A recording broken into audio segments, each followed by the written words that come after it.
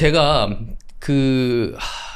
캐나다랑 한국이랑 좀 운동 문화에 대해서 차이점을 생각해 봤을 때 보통 외국에서는 어느 정도 약간 검증된 박사님이나 뭐 트레이너가 방향을 제시를 하면 보통 이제 듣는 경우가 많은데 한국은 약간 조금 일단 반박부터 하려고 하는 느낌이 좀 센 것 같거든요. 근데 형 생각에는 이게 충분히 검증된 약간 연구 결과라도 사람들이 반박을 하려고 하는 이유가 뭔 것 같아요, 형은? 뭐 비단 우리나라만 그렇다고 볼 수는 없을 것 같고 또 뭐 다른 나라들도 있겠지. 내가 가보진 않았겠지만 근데 내가 생각했을 땐 사람들이 생소하니까 그런 것 같아. 생소하니까. 이게 무슨 얘기냐면 외국은 인구수가 많잖아. 연구도 많이 이루어지지. 그럼 많은 연구 이뤄가지고 뭐 논문 뽑아내고 이런 연구 결과 뽑아냈어. 결국에 뭐해? 사람들한테 알릴 거 아니야. 그렇다면 인구가 많은 나라에 있는 사람들은 대체적으로 또는 그런 연구가 많이 이루어지는 나라들과 근접해 있는 특히 뭐 서양권 문화들 이런 사람들은 사실 그런 연구 결과라든지 이런 논문에 대해서 접할 기회가 많잖아. 그러니까 익숙한 거야. 그리고 그런 문화도 이미 정착이 되어 있는 거고 그런 이유들 때문에. 그러니까 사람들이 뭐가 없어? 이질감이 없어. 그렇대. 뭔가 당연하게 받아들이는 게 있는데. 그렇구나. 저번에는 어땠는데 이게 이렇게 발전을 했구나. 뭐 비교를 하기도 하고 새로운 것들에 대해서 받아들이는 그런 이질감이 없는데 우리나라는 한계적으로 언어에 대한 것도 있고 그리고 뭐 인구수도 훨씬 적을 거고 뭐 당연히 있는 돈 단순히 미국, 호주 대 뭐 한국, 일본 이렇게만 비교를 해보자고. 그러면 언어도 다르고 또 많이 떨어져 있고 인구도 많이 차이가 나잖아.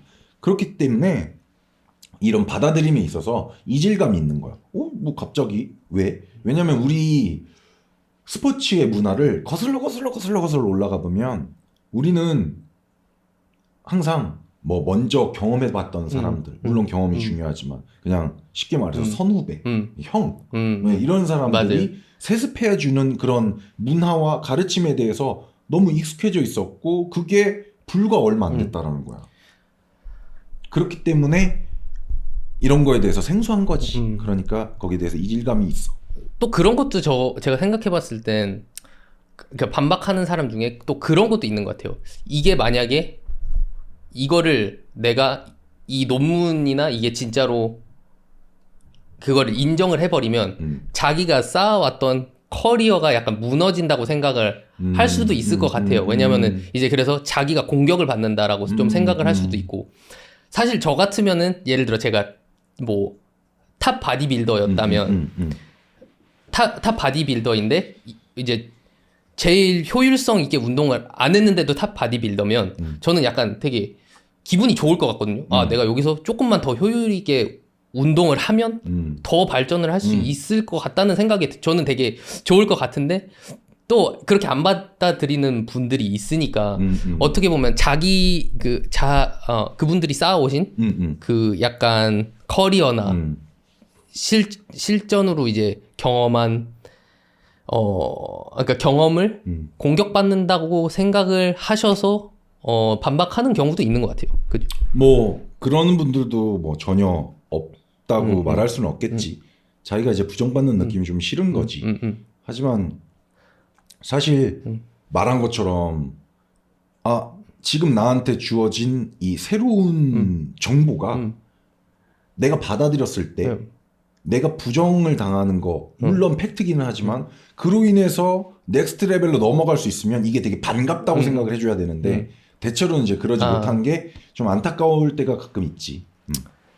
뭐 근데 그건 사실 피트니스 말고도 뭐 되게 그런 게 많더라고요. 뭐 고고학자들도 이게 어느 정도 새로 연구를 해서 우리가 알던 게 맞지 않다라고 얘기했을 때 그걸 부정하는 사람들이 되게 많대요. 고고학자 뭐 이런 필드에서도. 왜냐면 자기들은 이제 여태 이거를 한 10년, 20년, 30년 동안 사람들한테 이제 이게 팩트다라고 얘기를 했는데 이거를 인정해버리면 그 30년 동안 말해왔던 게 다 거짓이 돼버린다고 생각을 할 수도 있으니까 그런 고고학자나 뭐 이런 다른 필드에서도 그런 게 많대요.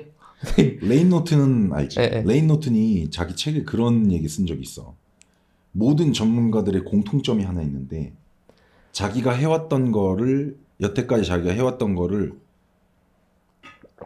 이게 내가 틀렸다라고 인정을 그간 내가 틀렸었다라고 인정을 하는 걸 두려워한다라는 거야. 너무 싫어하고 이게 거의 모든 전문가들의 공통점이래. 들어보면 진짜 그런 것 같아. 근데 만약에 난 그렇게 생각을 해. 보통 어떤 한 분야의 전문가가 된다라는 건 이 사람이 아직 비전문가가 알지 못한 것들을 추출해내서 정제해가지고 전달을 해주는 게 전문가의 역할이라고 생각을 하는데 그 결에 있어서 언제든지 바뀔 수 있다라는 거를 인정을 하고 그리고 내가 그동안 해왔었던 게 틀린 부분이 분명히 있다라는 거. 그리고 거의 송두리째 틀린 경우는 없어. 그렇기 때문에 맞아요. 일정 부분 나는 그렇게 알았었었는데 새로 또 공부해보니까 틀렸다. 그래서 틀린 거는 뭐가 틀렸냐? 이런 게 A랑 B가 C가 아니더라. 그래서 새로 나오는 거는 B랑 B랑이 붙어야 C더라. 이런 것들만 이 부분만 다시 수정해서 알아주면 좋겠다라고 전달하면 되는데 이제 이거를 좀 죽도록 하기 싫어하는 거지. 그게 왜냐하면 진짜 그 이고가 한국말로 뭔지 모르겠는데 그러니까 저도 심지어 이제 제 주위 친구들은 제가 좀 운동을 가르쳐 주는 편이에요. 근데 이제 야 이게 제일 뭐 근비대에 있어서 제일 좋대. 뭐 예를 들어 이렇게 하면은 이러다가 이제 새로운 게 나오면 움찔하죠. 아씨 이게 내가 얘기했던 게 아니었네. 뭐 그런 식으로 이제 뭐 저도 그래서 심지어 전문가가 아닌데도 그렇게 느끼는데 그치. 당연히 전문가분들은 더 그게 힘들 거라고 생각이 듭니다. 근데 난 또 그렇게 생각해. 사실상 비전문가, 즉 받아들이는 사람들은 오히려 그런 태도를 더 좋아하지 않을까. 그쵸. 왜냐면 두 가지가 증명되는 거잖아. 아, 얘는 쓸데없는 똥꼬집 부리는 애는 아니다. 그리고 또 하나, 아, 얘는 계속 공부를 하고 있구나. 그죠.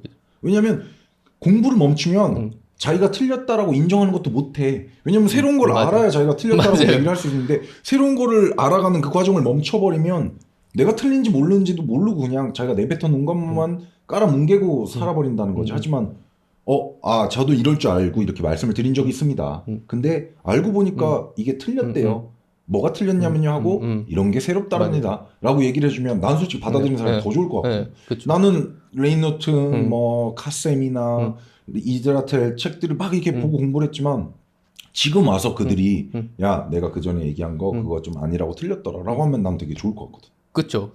왜냐면은 그 형이 말씀하신 대로 계속 공부하는 게 느껴지니까 뭐 영원한 게 없으니까 사실 특히 자연과학은 더 그래. 그쵸. 맞아.